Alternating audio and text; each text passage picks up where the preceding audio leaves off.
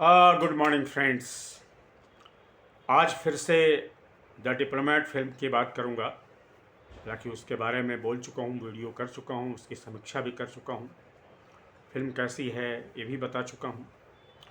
लेकिन आज इसलिए इसकी चर्चा फिर से कर रहा हूं कि जो उसमें जॉन अब्राहम ने जो किरदार निभाया है जेपी सिंह का, जो डिप्लोमेट हैं, उसमें उनके बारे में खबर आई है अखबारों में कुछ, और उससे लगता है कि पूरी तरह प्रमाणित हो जाता है। लगता तो पहले ही था कि ये जो डिप्लोमेट फिल्म है रियल इंसिडेंट पर आधारित है, वास्तविक घटना पर आधारित है।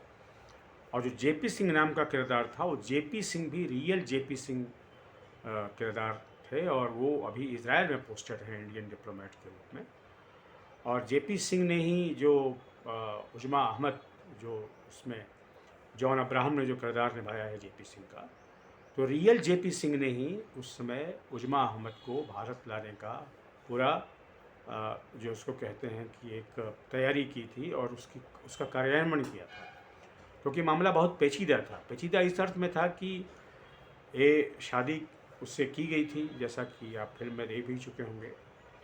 और वो शादी जो है वो, चूँकि वो पाकिस्तान में मैरिड थी, चाहे वो भले ही इलीगली हो या किसी भी तरीके से हो, पर उसको भारत लाना आसान नहीं था, क्योंकि वो किसी तरह की उस तरह से विक्टिम नहीं थी वार वगैरह की, या अपहरण कर लिया गया हो। तो उसको लाने के लिए जेपी सिंह को बाज़ाब्ता कोर्ट का सहारा लेना पड़ा, और कई वकील हायर किए जेपी सिंह ने। और इस बाज़ाब्ता इस्लामाबाद के हाई कोर्ट में जो है आ, उसको लेकर बहस चली। और चूँकि डिप्लोमेसी एक ऐसी चीज़ होती है जो बड़ी सेंसिटिव चीज़ होती है। आप ये नहीं कि आपने, अगर कोई भारतीय लड़की भले ही गैर कानूनी तरीके से किसी विदेश में शादी हो चुकी है या ब्याही जा चुकी है, तो ऐसे नहीं कि प्लेन में उठा करके आप ले आएंगे। हालांकि प्लेन से नहीं, उजमा अहमद जो को वाघा बॉर्डर से लाया गया था बाई सड़क। तो लेकिन बहुत प्रोसेस जटिल होता है, और डिप्लोमेसी डिप्लोमेट अनसीन होते हैं, और ये माना जाता है कि वो ऐसे ही बातचीत करते रहते हैं, कुछ गप्पाजी करते हैं। ऐसा होता नहीं है, क्योंकि इंटरनेशनल जो लॉ है ना, इंटरनेशनल लॉ में बहुत सारे कॉम्प्लिकेशन होते हैं। हर जगह आप आर्मी नहीं भेज सकते हैं या पुलिस नहीं भेज सकते हैं। वो बाज़ाब्ता थ्रू कोर्ट होता है, अदालत से होता है, या डिप्लोमेटिक चैनल से होता है। तो डिप्लोमेटिक चैनल तभी भी सक्रिय रहता है जब जिस देश में वो वाक़या हो रहा हो, उसमें भी जो अदालत होती है उसकी भी स्वीकृति और उसकी सहमति ज़रूरी है।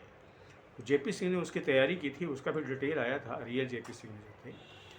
और बहुत उन्होंने एक योजना बना करके लीगल पूरे मामले को निपटाया था। तो ये खबर भी मुझे दिलचस्प लगी, इसलिए शेयर कर रहा हूँ कि द डिप्लोमेट के जेपी सिंह जो हैं वो रियल जेपी सिंह हैं, और उनका नाम भी जेपी सिंह ही है। और जैसा कि मैं अभी बता चुका हूँ और फिर से दोहरा रहा हूँ कि ये जेपी सिंह अभी इंडियन डिप्लोमेट के रूप में इजराइल में पोस्टेड हैं।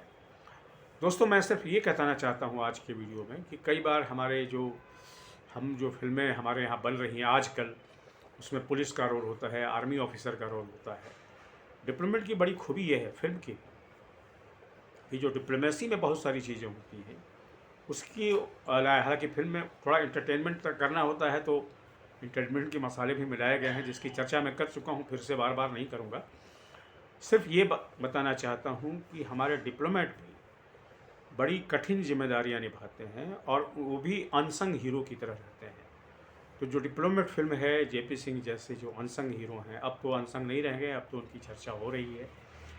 और उनके प्रति मेरे निजी रूप से भी मेरे मन में सम्मान बढ़ गया है कि एक व्यक्ति कैसे एक जटिल कानूनी मामले को, पेचीदगी को कैसे उसने सरलता से, और उसमें तत्कालीन जो उसमें विदेश मंत्री थी, 1917 का वाक़या है, वे सुषमा स्वराज थी, तो उन्होंने भी कैसे एक जिम्मेदारी निभाई, और मामले को कैसे एक भारतीय सिटीजन को, भारतीय महिला को हिंदुस्तान लाने में जो है वो एक बड़ी भूमिका निभाई थी। तो जेपी सिंह, सुषमा स्वराज हो या दूसरे डिप्लोमेट भी हों, वो भी बड़ी जिम्मेदारियां निभाती हैं। उनके बारे में भी वो भी अनसंग हीरो रह जाते हैं कई बार।